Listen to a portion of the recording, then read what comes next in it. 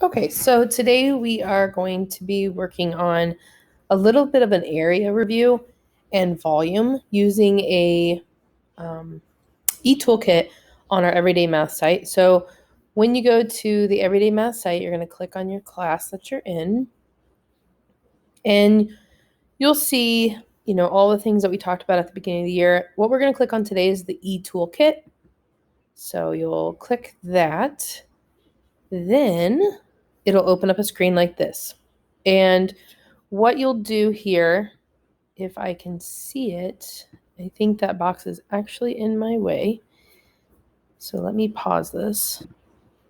Okay, so when you click on this over here, it says eToolkits. We're actually going to click on the area volume models, and that's going to open up this right here.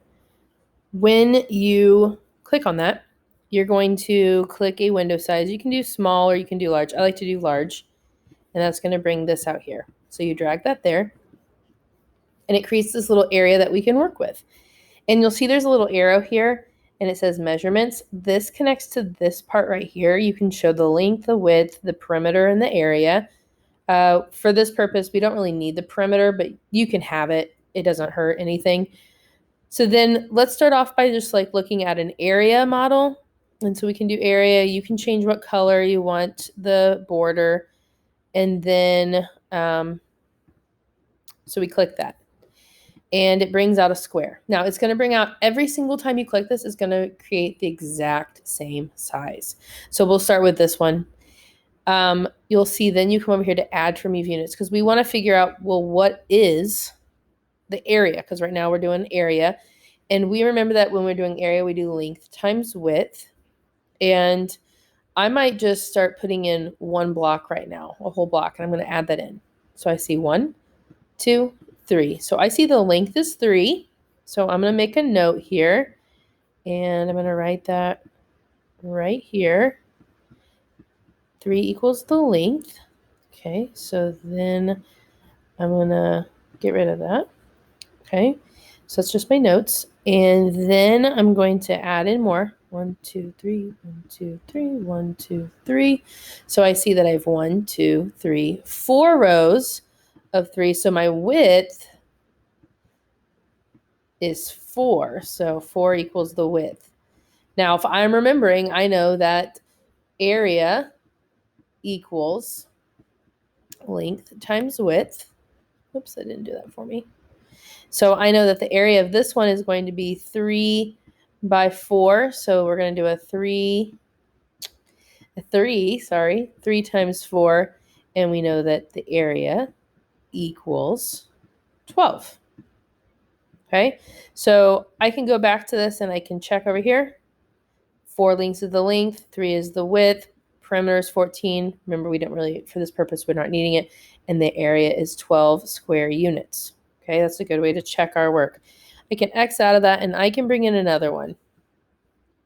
Okay, and this time I'm going to make it larger, and I'm just going to practice again. And what I can see is I can go 1, 2, 3, 4, 5, 6. So I have 6 is how tall it is. And then now I'm going to go over here to make my practice quicker, more efficient. And I'm going to say, now I'm going to start adding rows of 6. So I've got 1, 2, 3, 4, 5, 6. 6 rows of 6, which I know is 36. And check that. And right there, I can check my area is 36. This is just a great little tool to practice with your area and volume. So let's move on over to the volume one now. And I'm going to reset my stuff back down to 1. And so again, every time you click it, it's going to come up with this size. So let's start off with this one. Let's add in 1, 2, 3. So I see that it is 3 high. So let's actually clear all this, if it will let me. There we go. So we're going to clear all this off because you've got this little notepad to help you do some work. But now, so we'll see that it is 3 high. So I'm going to put the height equals 3. Okay. And we'll come back to this and we'll add some more. So I think I'm going to do threes. So, and now I can see that we have 4 across. So 4 across, it's 4 wide. So the width equals 4, because we can see we've got 3 here, 4 across, and we know now we need to figure out how thick it is, okay? Because we can call this one the length. So I'm going to add in, and it's completely full. So you can see I tried adding more, so it's full. So I can see when I'm looking at this, I go 1, 2. So I see that it is 2. We'll call this one the length. Is it okay that I called this the width and this the length? Yes, it is, because we can sit it on any of the sides that we have here. If I recall, I'm going to take these 3 numbers. Well, that should be the 2. We're going to take 3, 4, and 2, because volume equals length times width, times height. Okay? I know that. We're going to multiply those. So I see that I can take 4 times 3 is 12, and then 12 times 2 is 24. Go back over here, check my, yep, and we've got the volume. See, it says volume now, and we have our length, height, and width that we can check there. So I'm going to show you one more way, just again, to show you how to. So see, it gives us the exact same. So you can move this down. You can move it long ways. You can also bring these back ones and change the thickness. So you can try creating larger rectangular prisms. So I'm going to go again, and I'm going to go 1, 2, 3, 4, 5, 6, 7. So I see the height is 7. I'm going to, thought I could mark on this, but it's not working right now.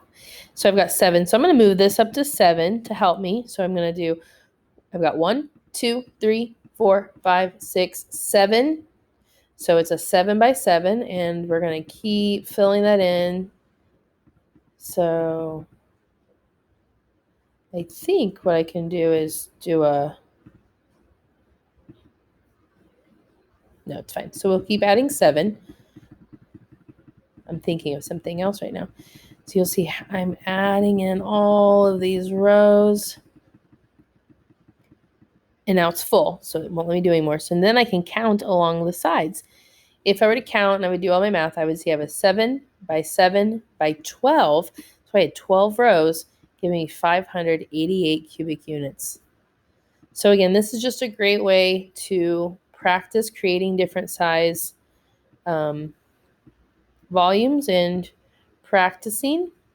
So remember, the fronts bring how tall and how long, and then the back can make it deeper, wider. Okay, so then you could do this again. So this is a great tool. Again, you go to your Everyday Math site, click on eToolkit, and this is what it will bring up. Oh, while we're in here, just a reminder that you have, your tutorials. So right now, as we're reviewing for multiplication and division, coming in here and checking. So we see multiplication methods, partial products, multiplication methods, US traditional, multiplication methods, area model, lattice, and then we go on to our division. So these are great places to look at in the next couple days before we start our test.